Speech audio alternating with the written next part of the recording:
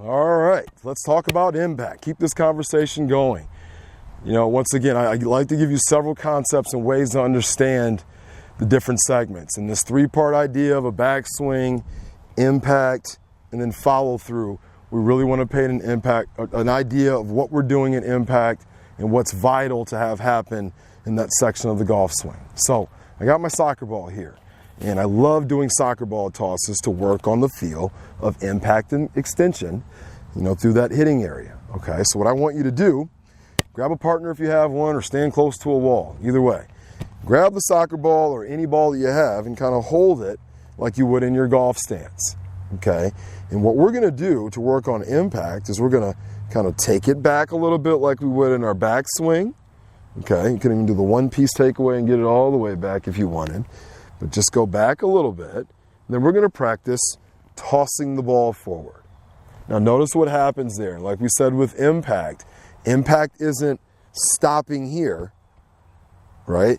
We know that impact is really through impact, just like the football linebacker hitting someone, the thrower who throws even though he releases, and the tennis player who actually makes contact and still follows through, okay? All those are great examples of that. So a lot of times if I have you practice tossing the soccer ball, and having someone stand there, and you do that a little bit, you start to understand the flow of the body and the importance of your arms extending through impact. We see that in every sport. That jump shooter, that quarterback extends. For bowling or doing a toss game, the arm extends out.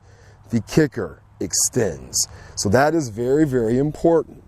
Now, if I have a student with me, my first thought with this, because I also use the impact bag, is to just get you to feel the flow of flowing to the target. Meaning I'm not concerned about what your eyes are looking at. But once you get comfortable with the move, I like to have you have your partner stand a little further away, maybe start with about 5 yards, then maybe move out to 10 or 15, and then have them really use their energy to get the ball out, and they'll really have to extend their arms to do that.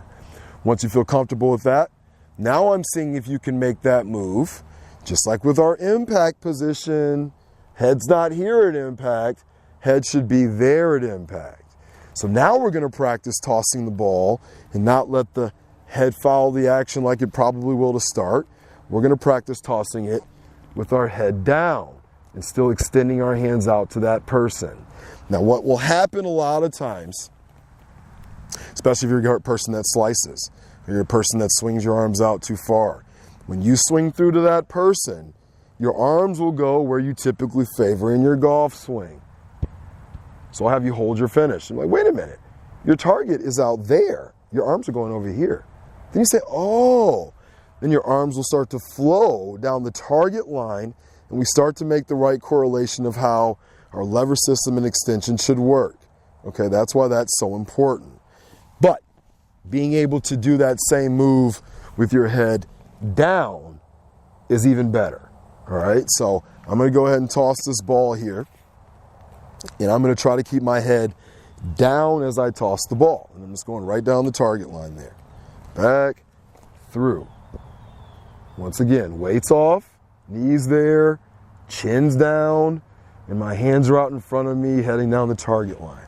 Okay, so that's a simple way for you to work on impact and flowing through that impact zone.